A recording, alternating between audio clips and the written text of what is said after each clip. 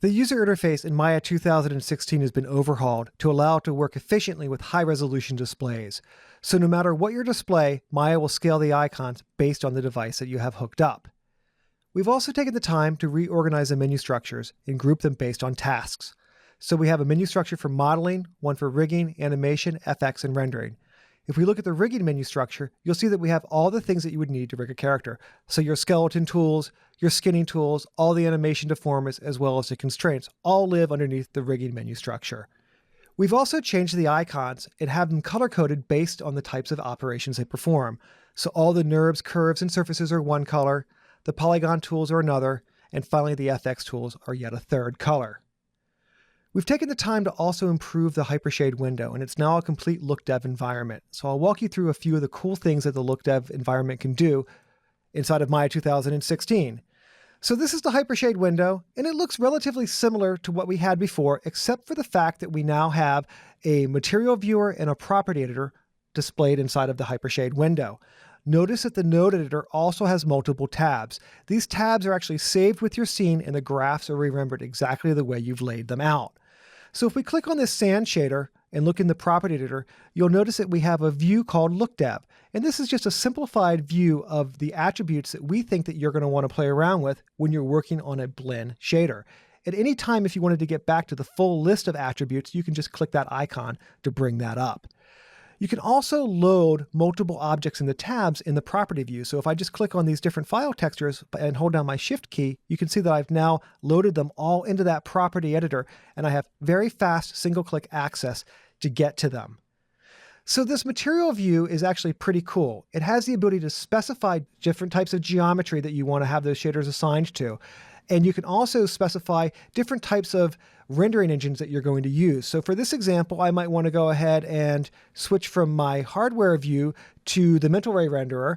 And when I do that, you'll see that I can switch onto this car paint shader. I get this nice lighting preview of it directly inside of here. We'll switch back to that shader ball so that we have a little bit more surface detail going on.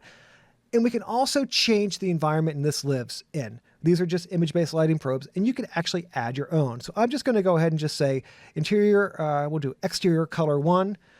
We do that. It basically throws that object into a parking lot, and you can see that I get this really nice, fully rendered preview of what that material looks like in a real lighting environment. So it's a fast, easy way to interact with your materials to get them tuned up and dialed into just the way you want them to look. So some other things that you can do that are kind of cool is this really awesome soloing workflow inside of Maya. So what that means is I can basically go ahead and we'll switch back to our hardware view here.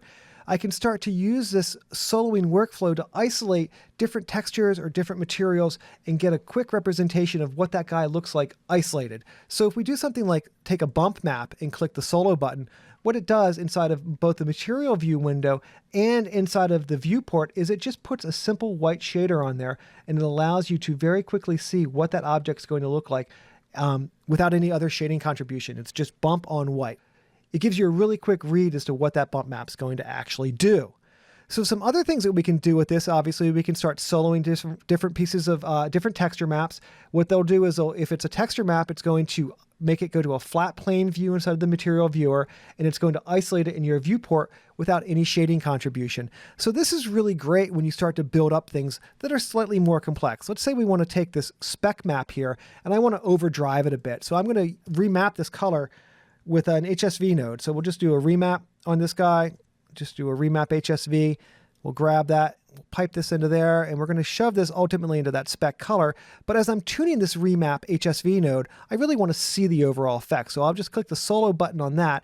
And now as I start to make changes to this, I get a nice view in my material viewer, as well as directly inside of my viewport, what that remap is going to do. And at any given time, I can just turn that back off, and we're back to our full shading. So one last thing that I want to talk about with the Hypershade window is its customizability. It's extremely configurable. You can reconfigure this to work exactly the way you want. So there's lots of different windows that we can actually bring out and start docking around directly inside of the Hypershade window. So let's grab something like the Create menu. So this Create menu now is a floating panel. If I bring it over here and I drop it, you'll see that it's going to dock itself directly next to my node editor. We'll grab another one. Maybe we'll grab something like the bends. I'm going to grab that bends and I'm going to bring it over and dock it in the same exact place. I'm just going to drop it over here and you'll see that it actually goes and puts it in a tab. So you can either have it dock or become a tab. And these are, again, very customizable. You can put them pretty much anywhere you want. You can also grab things like, I don't know, like the UV texture editor. Grab that guy and let's just shove it over here. So now I have my material view in one window and my UV texture editor in another tab. So hopefully this lets you see the true power that we have in the Hypershade window for doing look dev work. The user interface, again, completely reconfigured, takes advantage of the ability to work on nice high DPI monitors, as well as the refresh of all the icons to make them feel a bit more current, and the reorganization of all the menu structures to make things really efficient. And those are the improvements that were made to Maya 2016 in terms of user interface and look dev workflows. Thanks again for taking the time to check this out. Cheers.